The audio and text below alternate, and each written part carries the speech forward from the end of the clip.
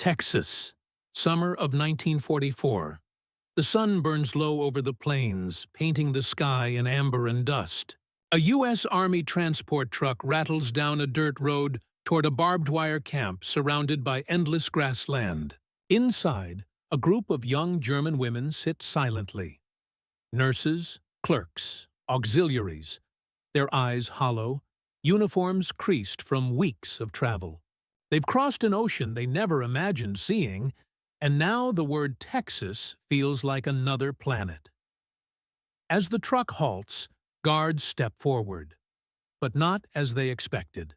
No rifles raised, no shouting, just calm instructions and polite gestures toward the gate. Beyond the wire, they see cowboys saddling horses, their laughter cutting through the dry wind. The prisoners whisper, "Horses?" expecting chains, not saddles. One woman steps down first. Her boots sink into the dust.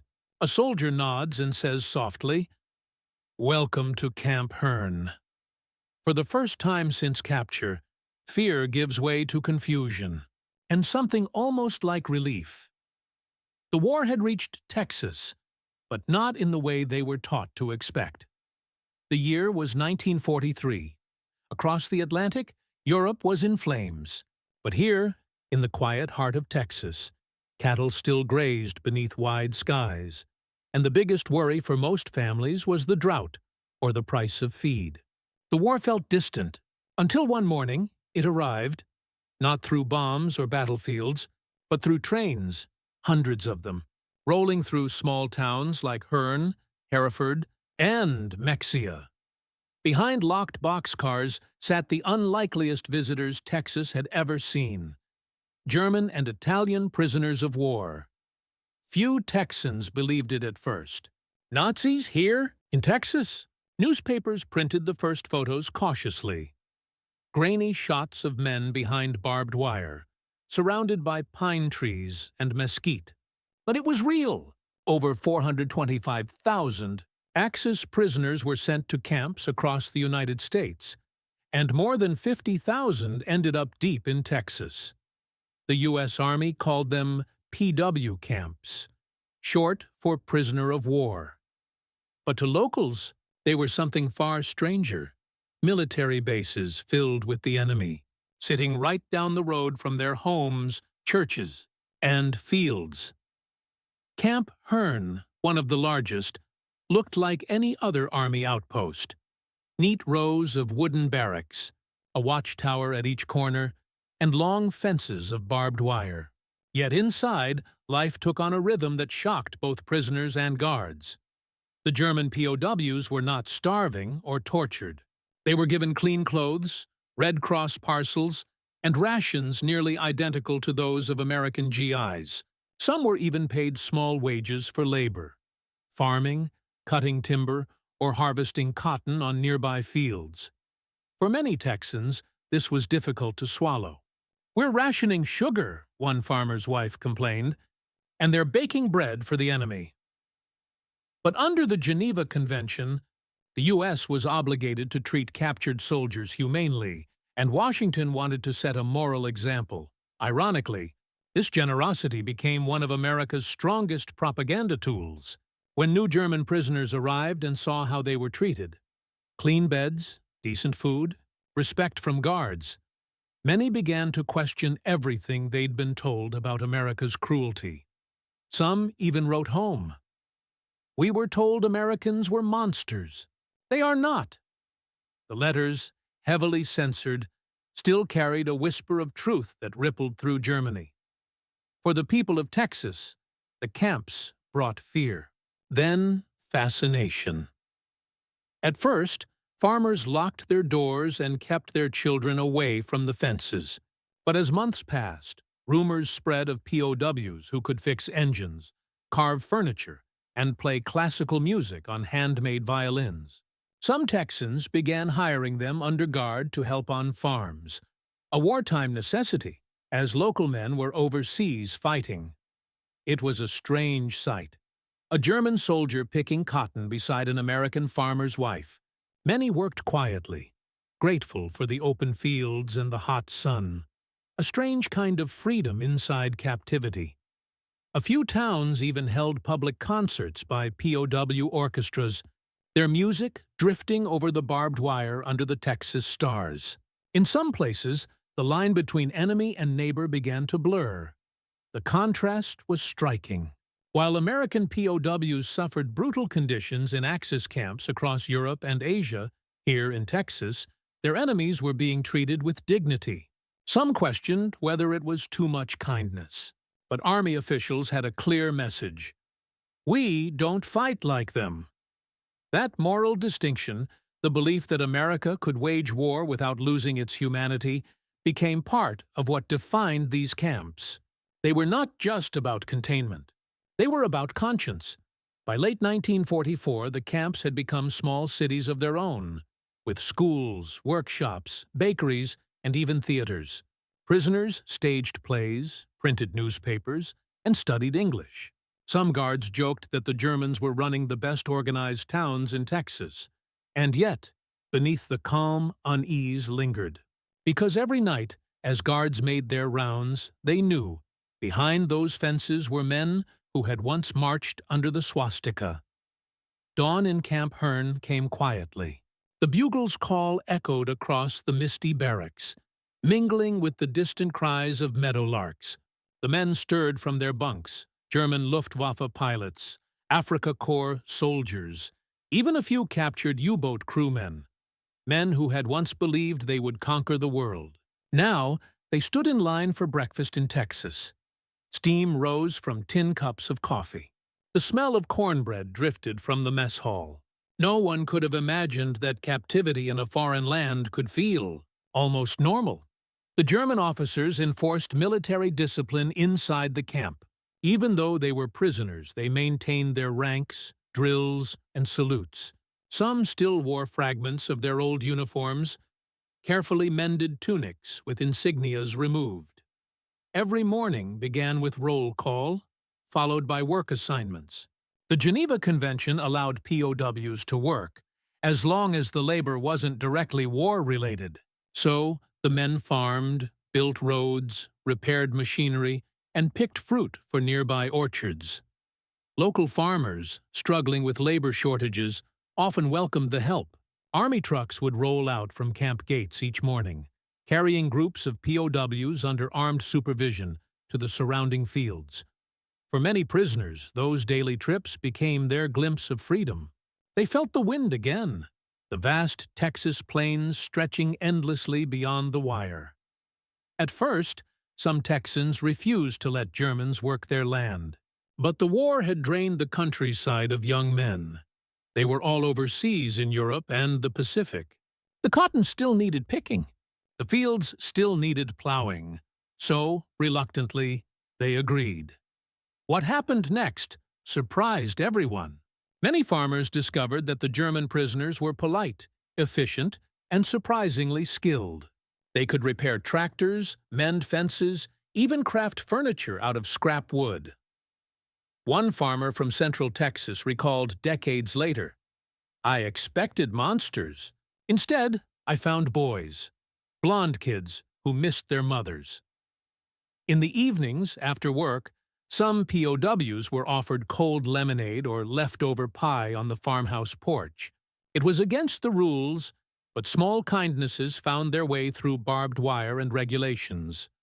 A few lifelong friendships began there, between men who, under different flags, might have shot at each other. Not every prisoner accepted life so quietly. Across Texas, dozens of escape attempts were recorded. Some tried tunneling beneath fences, using stolen spoons and tin plates. Others disguised themselves in farm clothes and slipped away during labor shifts. Most didn't get far. The Texas landscape was merciless. Open plains, no forests to hide in, and distances so vast that few could survive long without being spotted. One daring escape in 1943 saw 3 Germans steal a farm truck and drive nearly 300 miles before being caught near the Mexican border. Their plan? Cross into Mexico and find passage back to Europe. But the U.S. Army caught them within days. When questioned, one of them reportedly said, "We were not escaping from America. We were escaping from the idea of being forgotten." It was a haunting confession, one that revealed the quiet despair of captivity. Inside the camps, the Germans built a strange, self-contained world. They had libraries, orchestras, and newspapers printed in German. They painted murals on barrack walls, staged Shakespeare plays, and even published philosophical essays debating the morality of the war. In Camp Hearn, a group of POWs constructed a small open-air theater, complete with stage lights made from coffee cans and reflectors built from biscuit tins. Performances were so popular that American guards sometimes watched from the back rows. The U.S. military allowed this cultural life to continue, partly to keep morale stable, partly because it served as psychological intelligence. Observing how the prisoners behaved gave insight into the German mindset. Still, among the laughter and the music, there were moments of deep reflection. Some men began to question what they had fought for. Others clung even tighter to Nazi ideology. The camps quietly divided into ideological factions: moderates who simply wanted peace, and diehards who still believed in Hitler's cause. The most startling chapter, though, came with the arrival of German women, auxiliary staff, and nurses captured from the North African Front or U-boat bases. In 1945, a small number of these women were temporarily housed in segregated compounds across Texas. The locals expected hostility or strict confinement. Instead, the U.S. Guards, many of them cowboys or ranchers by background, treated the women with a peculiar courtesy. They were given the same rations, allowed outdoor walks, and, occasionally, to everyone's astonishment, invited to ride horses under supervision. It became a quiet scandal. "Why are we putting the enemy on horses instead of in chains?" one headline read, but the reasoning was simple. These women were military staff, not criminals, and the U.S. military's stance was clear. Even in victory, there must be dignity. For the women themselves, the moment was surreal. They had expected humiliation. Instead, they found themselves staring across endless Texas pastures, the wind in their hair, cowboys watching from a distance. It was captivity, but it didn't feel like defeat. As the months passed, letters home became more reflective. Many prisoners began writing about the kindness of American guards, the taste of cornbread, or the sound of country music drifting through the barracks at night. The war was ending, and for many, their beliefs were ending with it. A former Wehrmacht officer later wrote, "America conquered us not with weapons, but with decency." By early 1945, the war in Europe was nearing its end.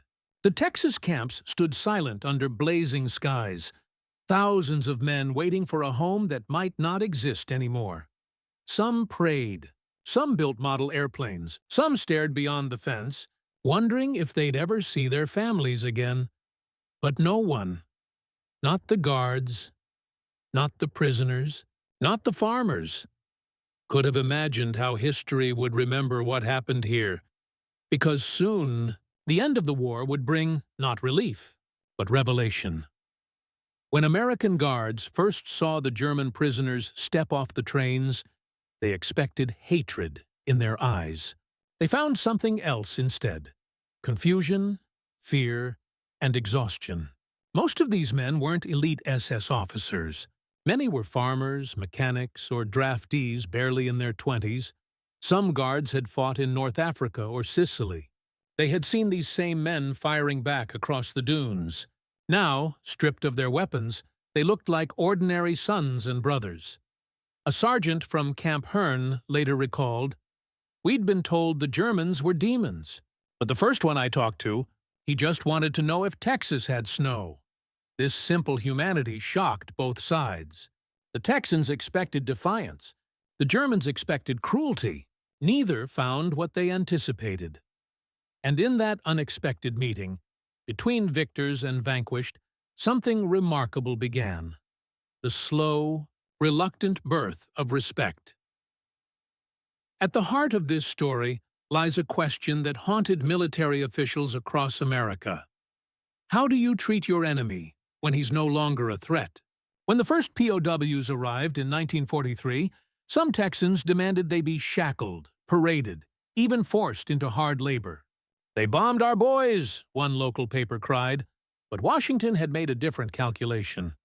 The United States would follow the Geneva Convention of 1929 to the letter. Every prisoner, even an enemy, would be treated humanely. It wasn't idealism, it was strategy. By upholding international law, America sent a message to the world, and to the thousands of Allied POWs suffering in Europe, that decency still had a place in war.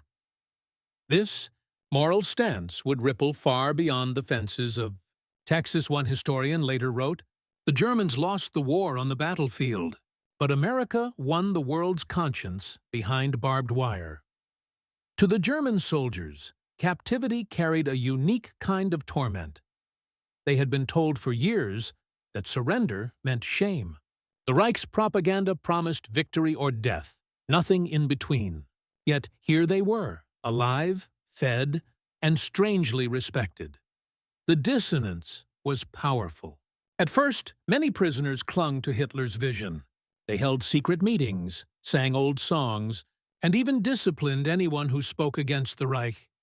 But slowly, the American approach, calm, organized, respectful, began to crack the mental walls built by years of indoctrination. Inside Camp Hearn, guards noticed a shift. Newspapers written by the POWs began publishing essays about democracy and freedom. Prisoners debated the meaning of obedience and conscience. One U-boat officer wrote in his diary, "We are discovering that the enemy we were taught to hate is not an enemy at all." What began as captivity was becoming education. The Texans, unknowingly, were reshaping minds through kindness. The POW system in Texas was one of the most organized of the entire war. Every camp functioned under strict Army oversight. The guards were often veterans unfit for frontline duty. Older men, calm, pragmatic, disciplined. They treated the Germans like soldiers under supervision, not criminals. The U.S. command believed that order could exist without cruelty.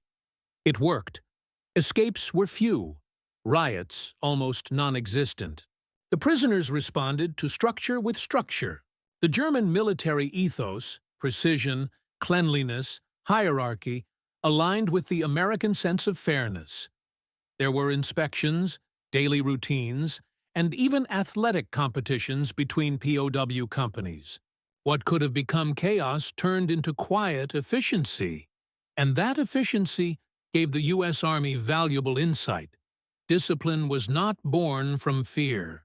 It was born from respect. By 1944, American intelligence realized something extraordinary was happening. Letters from German POWs were being censored before delivery, and they painted a picture the Reich never wanted revealed. Prisoners were writing home about abundance, about good food, clean camps, polite guards. They compared it to the suffering of German civilians under Allied bombing. This unintentional propaganda began to erode Nazi morale. Families back home began to question. If the Americans were so humane, could the Reich's stories about their brutality be true? In a war fought not only with bullets, but with ideas, this was a quiet, devastating blow to Nazi ideology. The POW camps in Texas, Kansas, and Oklahoma became something far greater than prisons. They became showcases of American values. One U.S. officer remarked privately, "Every loaf of bread we serve these men is a weapon against Hitler." No moment captured this strange duality better than the sight of German women POWs, once part of a conquering army, sitting atop horses on a Texas plain.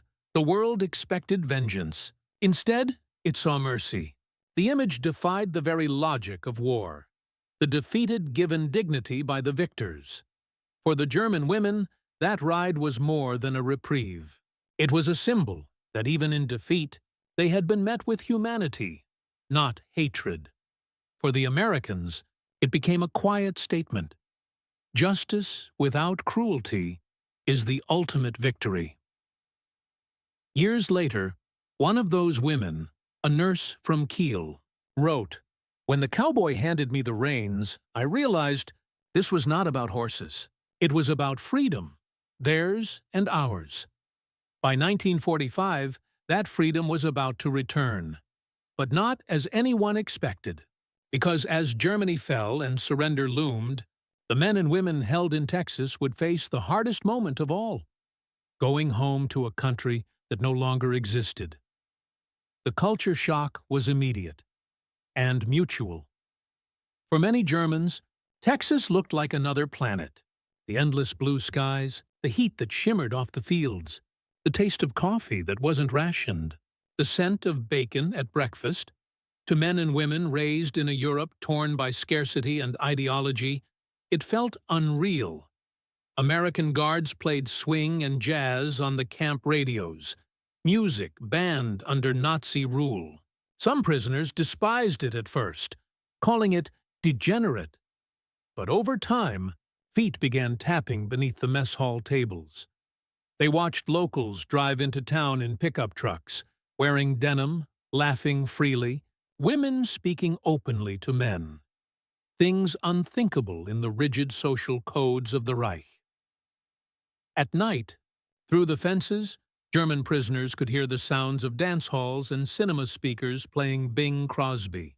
One recalled later, "It was the sound of a life we were told didn't exist." Texas, unintentionally, became America's greatest weapon of persuasion.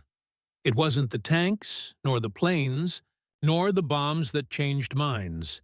It was the easy confidence of freedom. In nearby towns, curiosity overcame fear. Farmers needed workers, and POW labor was offered by the U.S. Army. German prisoners were sent out daily to pick cotton, harvest grain, repair fences, or help in canneries, under armed supervision, yes. But often, after a few weeks, the rifles stayed slung, not raised. Many Texans were astonished at the prisoners' discipline.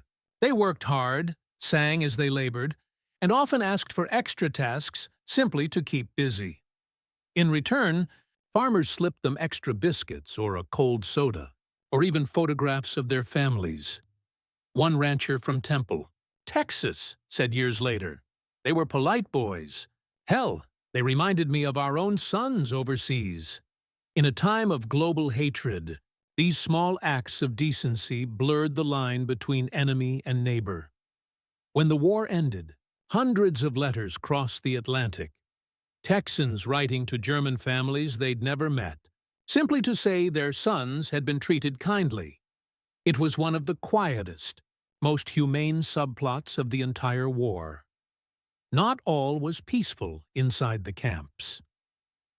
In the early months, Nazi loyalists still held sway among prisoners.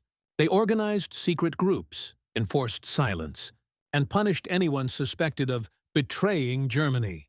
But the U.S. War Department had anticipated this. By 1944, a covert program began, the Special Projects Division. Its mission, re-educate German POWs in democratic ideals. It was subtle, no lectures, no forced indoctrination. Instead, prisoners were offered access to carefully selected books, American newspapers, and films about freedom, democracy, and human rights. The goal was simple, to plant a question, and it worked. One of the most famous examples came from Camp Huntsville, Texas. There, the Der Ruf newspaper, written by prisoners for prisoners, began printing essays critical of Nazism. A captured German officer later admitted, "We began to see that Hitler had not made us strong. He had made us blind." By the time repatriation began, thousands of POWs were quietly transformed, ready to rebuild Germany, not as conquerors, But as thinkers and citizens, this was America's most powerful psychological victory, conquering ideology without firing a shot. Beneath this humane surface, a quieter war still raged. Among the POWs were men who knew more than they appeared. Engineers, U-boat technicians, Luftwaffe navigators. The Office of Strategic Services, OSS, saw opportunity. Texas became a listening post. Select prisoners were interviewed under the guise of casual conversation.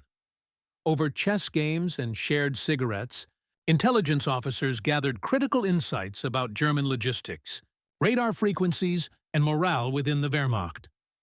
No torture, no threats, just conversation, and the soft influence of comfort.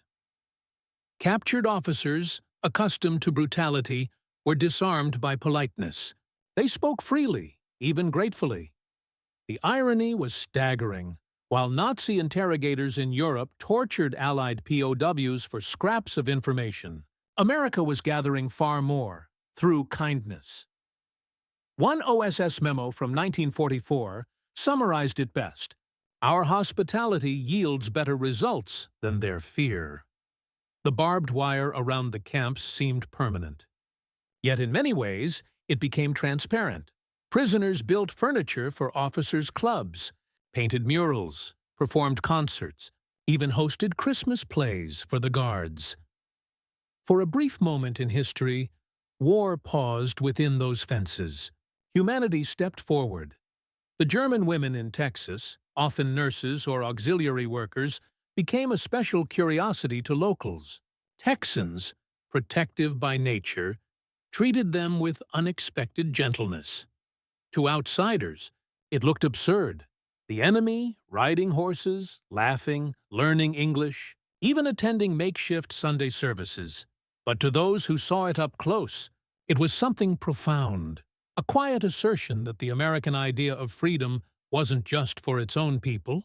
It was for anyone, even those who came as prisoners. In the summer of 1946, as repatriation orders arrived, emotions grew heavy on both sides. The Germans had lived years in Texas, long enough for the land and the people to feel almost like home. Some cried, some begged to stay. A young POW wrote, "They gave us food, dignity, and peace. Now we return to ashes." When they boarded the trains again, the same guards who had once watched them with suspicion now saluted. It wasn't a farewell between enemies, but between men who had shared an unexpected humanity. The barbed wire stayed behind, but something greater crossed with them. The quiet seed of a better Germany. And that seed, born in the unlikeliest of places, on Texas soil under a hot American sun, would help shape the rebirth of Europe in the years to come. The news came slowly, wrapped in disbelief. At Camp Hearn, Texas, a rumor swept through the barracks one humid evening. Hitler was dead. No one believed it at first. A sergeant had overheard it on a local radio broadcast while delivering supplies. Another claimed a guard confirmed it. But in an age before instant communication, truth moved at the speed of rumor. By dawn, the camp buzzed with tension. Groups gathered near the fence, whispering, arguing. Some shouted that it was Allied propaganda. Others, exhausted by years of lies, stayed silent. Then, late that afternoon, the camp loudspeakers crackled. The American commandant read the official statement. Adolf Hitler, Führer of Germany, is confirmed dead in Berlin. Silence. For a few seconds, not even the wind dared move. And then, like a tide breaking, shouts erupted, some in denial, some in fury, others in hollow laughter. One prisoner threw his tin plate against the wall. Another simply sat on the ground, eyes blank, whispering the words, "It's over." For the German women held in nearby auxiliary quarters, the reaction was quieter. Many wept, some prayed, others simply stared through the wire toward the horizon, the Texas sky turning gold as the sun sank. realizing that everything they had believed in had vanished thousands of miles away. The war was over, but the reckoning had just begun. In the following days, the camp's atmosphere shifted from defiance to disbelief. American guards set up a radio in the canteen. Prisoners, under watch, were allowed to listen as Allied broadcasts reported the fall of Berlin and the unconditional surrender of German forces. Some refused to listen, walking away, muttering prayers to ghosts of the Reich. Others crowded close, hungry for truth. They heard the words surrender, occupation, unconditional, and defeat. For men and women raised to believe in German invincibility, the words cut deep. Many wept not out of patriotism, but out of emptiness. Their homeland was gone, their families unknown, their cause an illusion.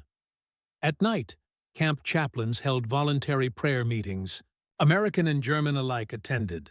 A U.S. officer recorded in his diary, "For the first time, they no longer looked like soldiers, just lost people." Some prisoners tore insignias from their uniforms. Others began writing letters to families they might never reach. And among the German women, something remarkable happened. They began to teach. Nurses formed reading circles, discussing books and poetry. Secret classes in English and American civics were held in mess halls. It was as if, in the ruins of their nation, they were already preparing for something new. For the guards, it was a strange sight, the enemy breaking not in battle, but in silence. Several POWs refused food for days. Others, overwhelmed by guilt or confusion, asked to see chaplains. One American guard described a moment he would never forget. A young German woman, maybe 23, walked up to me with tears streaming down her face. She said, "My father died for nothing, didn't he?" And I didn't have an answer. This was no longer about victory or defeat. It was about the collapse of belief itself. Even the most loyal officers began to waver. Letters confiscated by the camp censors revealed the shifting tide of emotion. "Tell my mother," one wrote, "that I am safe. Tell her that I have seen another Germany here, one I never imagined." For the first time, America wasn't just a captor, it was a mirror. What the prisoners saw reflected in it. Freedom, forgiveness, decency forced them to question everything they'd been taught. May 8, 1945. Victory in Europe Day. Across Texas, sirens wailed and church bells rang. Townspeople poured into streets waving flags, singing, embracing. Inside the camps, it was different. The guards didn't celebrate loudly. Many simply lowered their heads, aware that the men and women behind the fence were living a far heavier day. Still, the U.S. command ordered all camps to hold official ceremonies, marking the end of hostilities. At Camp Mexia, a group of POWs stood assembled in formation. The American flag was raised, and for the first time, the Nazi banners were removed permanently. The commandant addressed them. "You are no longer enemies. You are prisoners of a war that has ended. Your fight is over." Some turned away, unable to look. Others stood motionless, eyes glistening. In a quiet act of defiance, or perhaps understanding, a single German nurse stepped forward and saluted the American flag. No one stopped her. A few seconds later, another followed. Then another. By the end of the ceremony, nearly half the camp was standing with hands raised, not in the old salute of tyranny, but in the universal gesture of respect. It was one of those moments history never recorded, but humanity never forgot. The war in Europe was finished, but for the prisoners in Texas, a new chapter of reckoning, redemption, and return was about to begin. It started with photographs. The Americans didn't intend for the prisoners to see them, but word traveled fast. In May 1945, just days after Germany's surrender, Life magazine and the Associated Press began publishing images from liberated concentration camps. Buchenwald, Dachau, Bergen-Belsen, stacks of emaciated bodies, survivors with hollow eyes, piles of children's shoes. Soon, copies of the newspapers made their way into POW camps across Texas. Guards read them aloud, sometimes in disbelief, sometimes in anger. The German prisoners demanded to see for themselves, and when they did, the silence was unbearable. Some refused to believe it, calling it Allied propaganda. Others wept openly. A few fell to their knees. A former Luftwaffe mechanic later recalled, "I remember the picture of the children. I could not eat for 2 days. We thought we were fighting for honor." But honor had been buried in those graves. The camp's mood changed overnight. Conversation stopped. Even music from the rec halls faded. It wasn't just the loss of a country anymore. It was the loss of innocence. Weeks later, the U.S. Army chaplains organized what they called re-education screenings. Groups of German prisoners were shown films titled Nazi concentration camps, compiled from footage taken by Allied soldiers during liberation. These weren't polished newsreels. They were raw, silent, horrific. In one hall, hundreds of POWs sat in total silence as the film flickered across a white bedsheet. When the lights came on, no one spoke. One man simply said, "If this is true, then we are all guilty." From that day on, many of them began to change. They wrote new letters, not about hope, but about repentance. They volunteered for labor details outside the camp, cleaning local parks and helping rebuild towns. An American sergeant later said, "You could tell the difference. They stopped seeing themselves as soldiers. They started seeing themselves as people again." By summer 1945, mail began arriving from Europe again. The letters were heartbreaking. Families describing homes turned to ash. Cities gone. Brothers missing. Mothers writing from the Soviet zone, pleading for help. One woman's letter to her husband, held at Camp Huntsville, read, "The street is gone. The house is gone. But I am alive. Come home if you can. The children ask for you." For months, those letters passed from hand to hand like sacred relics. Some prisoners cried openly in the barracks. Others prayed for forgiveness, not from the Americans, but from their own families. It was in those moments that something profound happened. The enemy became human again. Despite the pain, something unexpected grew between the guards and the prisoners. A quiet bond of respect. Texan families often donated books, clothing, and even musical instruments to the camps. Church groups visited to offer Bible studies or English lessons, and in return, the German POWs began performing small acts of gratitude, building furniture for local schools, repairing farm equipment, painting churches. At Camp Mexia, American officers organized a Christmas celebration in 1945. They allowed the prisoners to decorate a tree and sing carols. During the service, one guard recorded a simple note in his diary. They sang Silent Night in German. We joined in softly. It felt like the world was healing. For a few minutes, behind barbed wire, former enemies shared a song that transcended language, guilt and loss.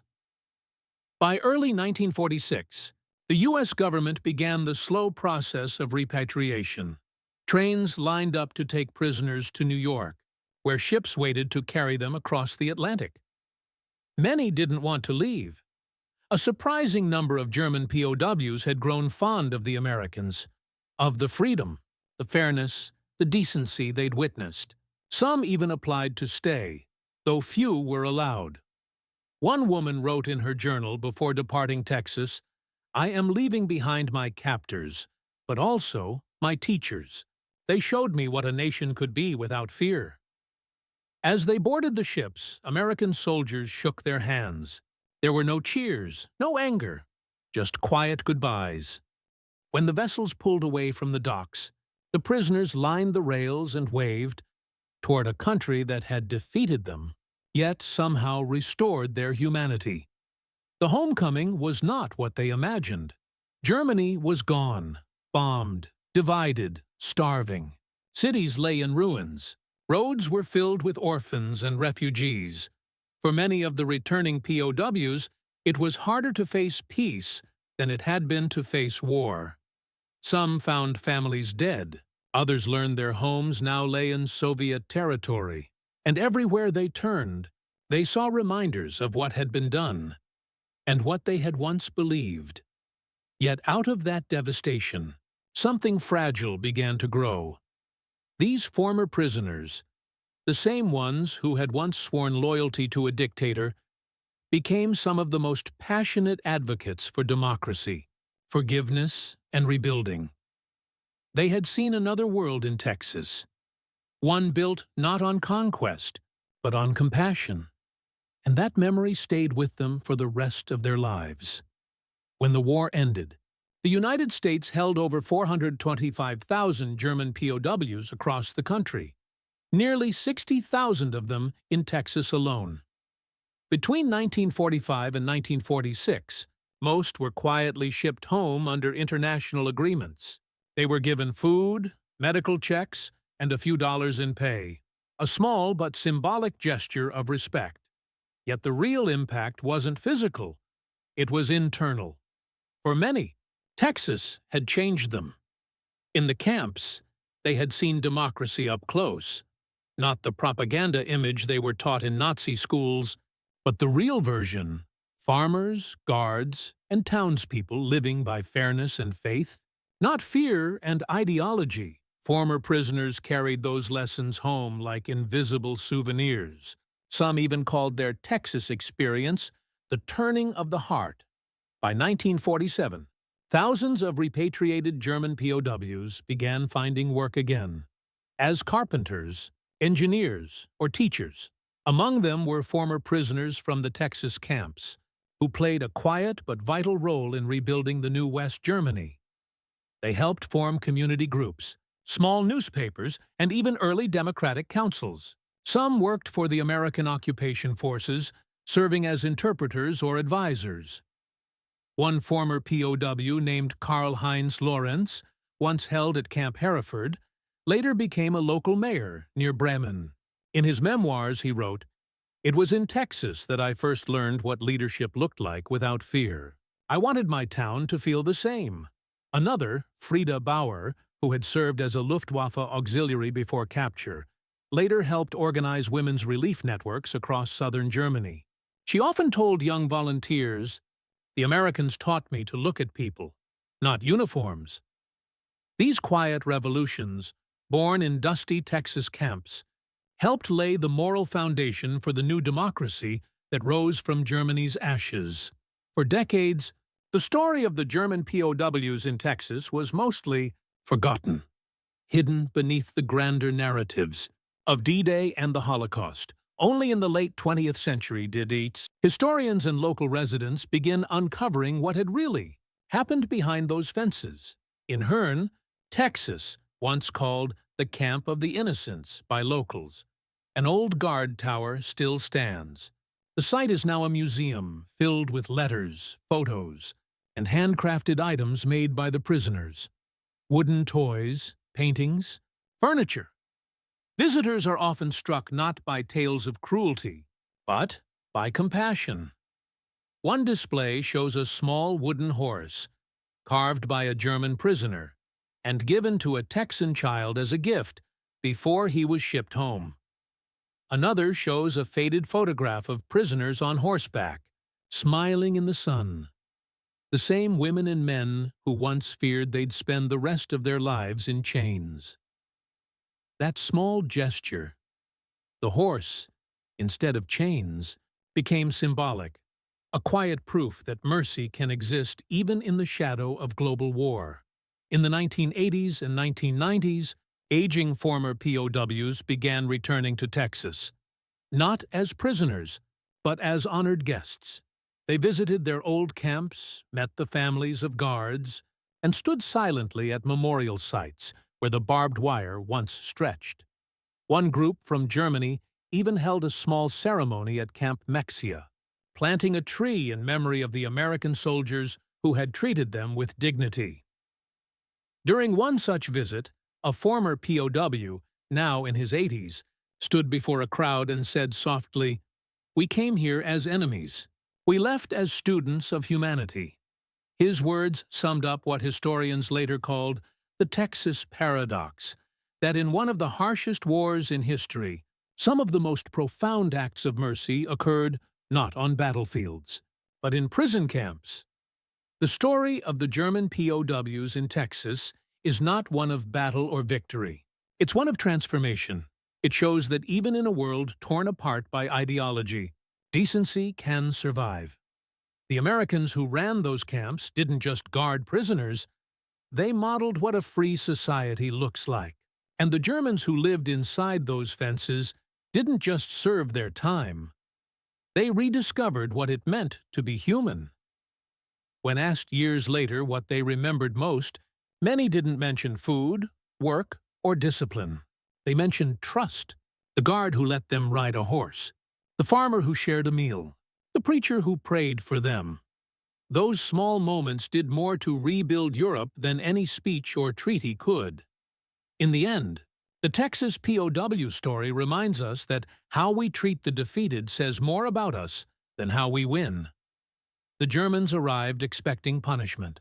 Instead, they found a quiet form of justice, one built on fairness, work, and respect.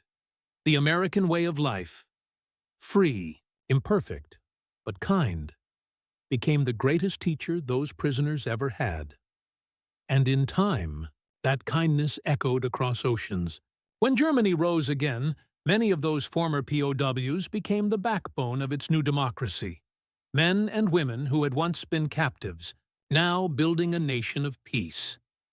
They had learned the lesson Texas never meant to teach, that strength is not in the chain, but in the hand that chooses not to use it.